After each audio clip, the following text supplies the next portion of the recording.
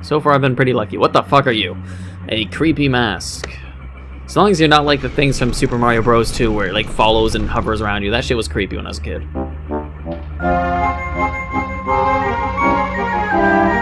What? Okay, maybe you're a little bit worse than the mask in Super Mario Bros. 2. You mind? You mind? Are I dead? No.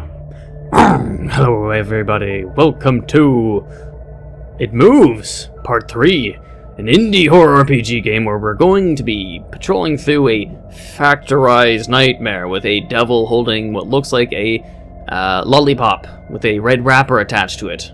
I can't be the only one that thinks that right there on the right side is a freaking lollipop with a wrapper, a red wrapper, the square kind, you know.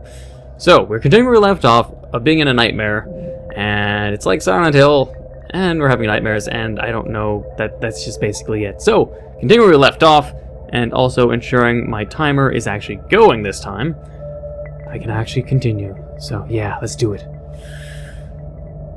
Exploring the unknown of a factory bridge and Satan that loves cherry lollipops, I think.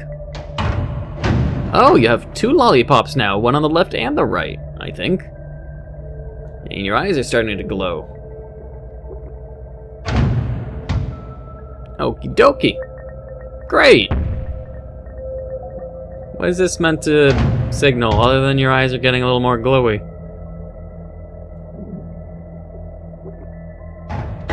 Are those, like, maybe not lollipops? Maybe they're flags. Okay, am I supposed to talk to you? A huge skull. Yes, it is. A banner. Okay, it's not a lollipop, it's a fucking banner. A banner on a long pole, it's too old and torn to make out the details. It's something probably paganistic, who knows. As long as it doesn't involve this demon destroying the lamps. Well, hello.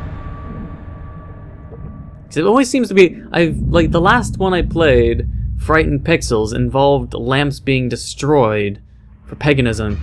And then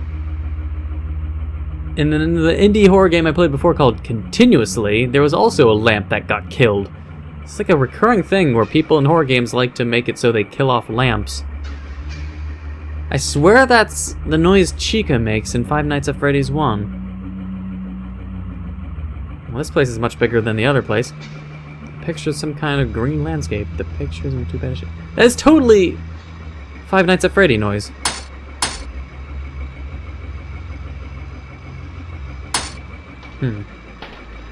A large fan. Some kind of machine. Alright. Well, this is clearly a very weird looking area. Some kind of altar. Some kind of machine. Hello! How are you doing, thing that drew hello? A switch. I don't know what that did, but I think something opened. Alright, step 1 in our conquest, or goals. We're finding levers to open up new passageways, so I think. Looks like something used to pour out of these. Great. I don't trust that at all, but okay. I think the levers open up these gates. So what at least I can gather is this is going to be a trial and error thing, and hopefully nothing can actually kill me. Looks almost like the lights on the runway at airports. Because I say trial and error because there's gates everywhere and there's switches everywhere. So it's like, which are the switches that open what? To figure that out, it's questionable. Oh, well, this opened up, I guess. What?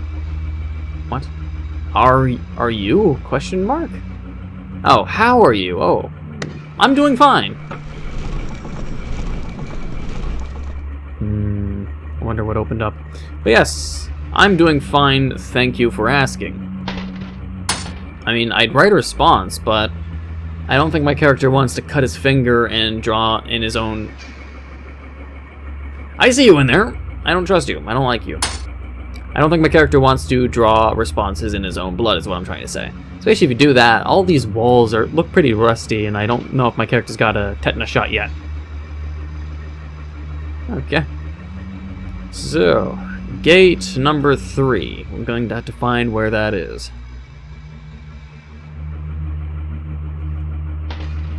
Aha! Found it already. So far I've been pretty lucky. What the fuck are you? A creepy mask. As long as you're not like the things from Super Mario Bros. 2 where it like follows and hovers around you. That shit was creepy when I was a kid.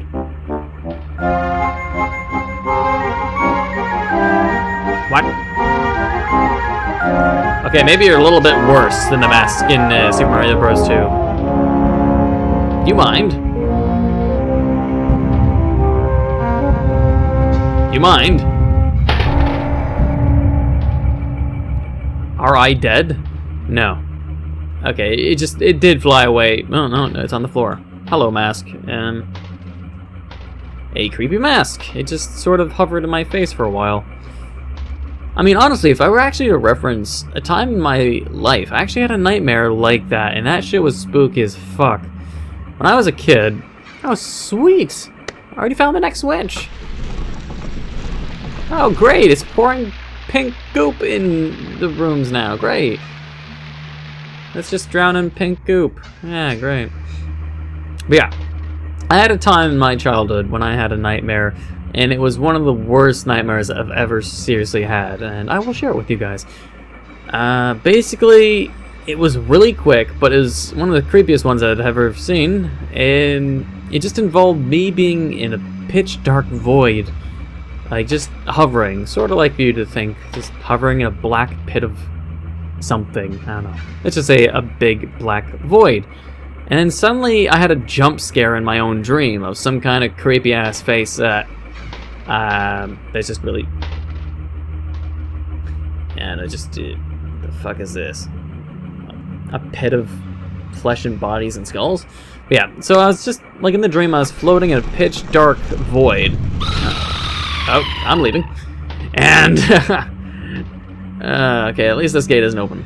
In the pitch dark void, a jump scare happened, this creepy face that happened. The thing that was bad about this nightmare was the fact that I tried plugging my ears, covering my eyes, just trying to escape from the dream in any way possible. Like, usually you have a means of, like, emergency exiting your dreams. I couldn't. I closed my eyes, I shut my ears, I poked my ears, like, so I couldn't hear it, but the loud jump scream type noise kept going on and on and on and on for like felt like an eternity of me hearing a scream as some face kept staring at me. What made it scary is just the fact that it was one of those kind of jump screams, but it lasted for what felt like forever, and no matter if I closed my eyes I would still see it. It was really creepy. Like, usually if you see a jump scare you can run away from your computer. In my dream, closing my eyes didn't do anything. Plugging my ears didn't do anything. I was forced to look at it for what felt like hours. That was the worst dream I have ever had.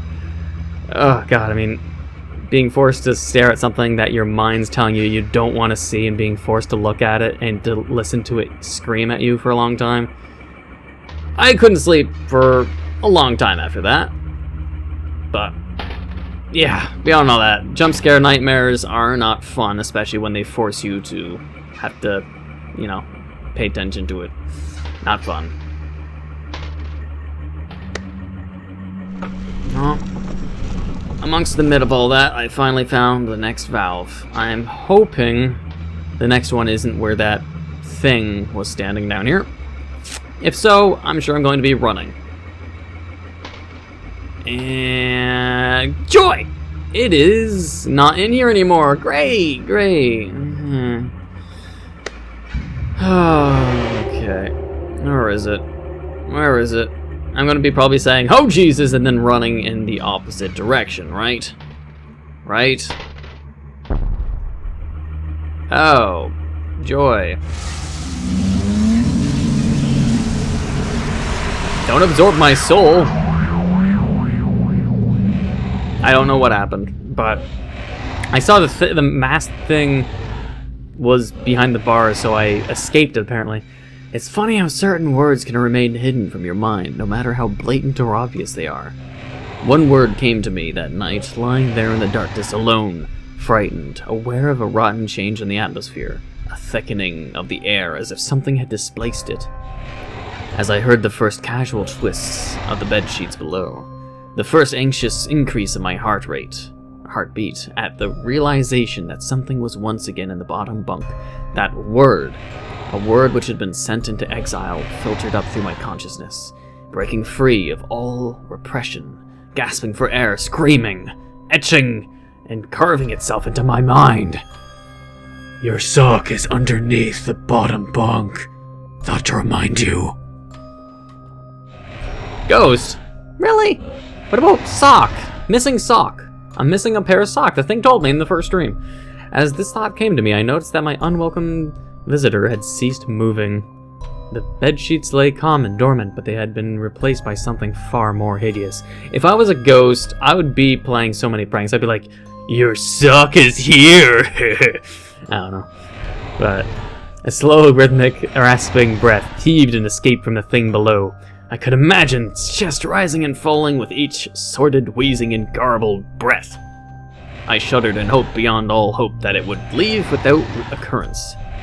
The house lay as it had the previous night in a thick blanket of darkness. Silence prevailed, but for the perverted breath of my as yet unseen bunkmate, I lay there terrified. It feels like I should talk like a snobby, old-fashioned person, like, I just wanted this thing to go, just leave me alone. What did it want? And then something unmistakably chilling transpired. It moved. It moved in a way different from before. When it threw itself around in the bottom bunk, it seemed unrestrained, without purpose, almost animalistic. That's some kinky-ass sex right there, man. Whoa! Mom and Dad, what did I tell you about having sex in my bottom bunk?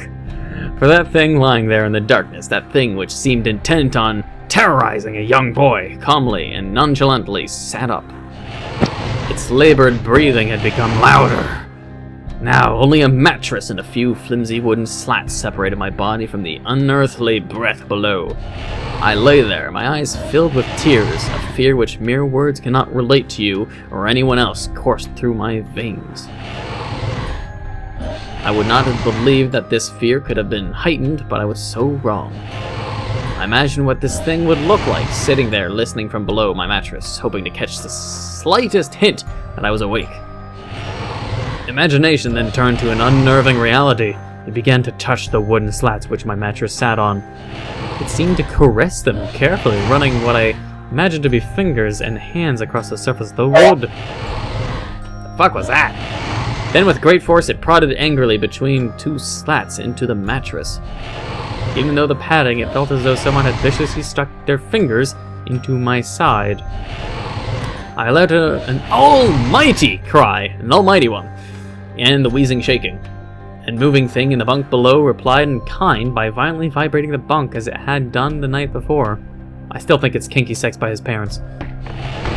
What kind of parents are these? Like, they're tormenting their child by him thinking it's a monster under their bed when it's just their parents having monster kinky sex down there. What the fuck, parents? Small flakes of paint powdered onto my blanket. From the wall as a framed bed scraped along it backwards and forwards. Once again, I was bathed in light, and there stood my mother, loving, caring as she always was, with a comforting hug and calming words which eventually subdued my hysteria. Of course, she asked what was wrong, but I could not say. I dared not say. I simply said one word over and over and over again. Nightmare. On Elm Street. Maybe. This pattern of events continued for weeks, if not months. Night after night, I would awaken to the sound of rustling sheets. Each time I would scream so as not to provide this abomination with time to prod and feel for me. Questionable. I could put a sexual innuendo in there, but I won't this time. With each cry, the bed would shake violently, stopping with the arrival of my mother, who would spend the rest of the night in the bottom bunk. Maybe she just wants to find this monster and get busy. Seemingly unaware of the sinister force torturing her son nightly. Along the way, I managed to feign illness a few times and come up with other less than truthful reasons for sleeping in my parents' bed. I'm sick, let me sleep with you? What? Do parents do that? It's like, I got a fever.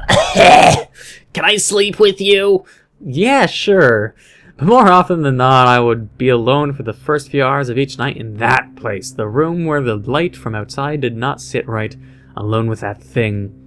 With time, you can become desensitized to almost anything, no matter how horrific. I had come to realize that, for whatever reason, this thing could not harm me when my mother was present. Gee, I wonder why.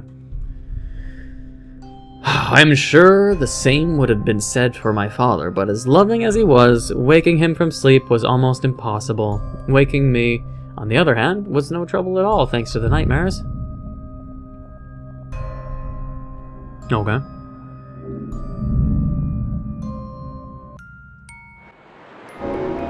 Chapter 4. Anger Overload! Joy. The one thing I can tell anyone, because I haven't had nightmares for a long time, like, ever since sort of the jump scream dream I sort of mentioned, is you just have to stay confident and use whatever you can as a means of protection, since your own worst nightmares are in your mind, nothing else.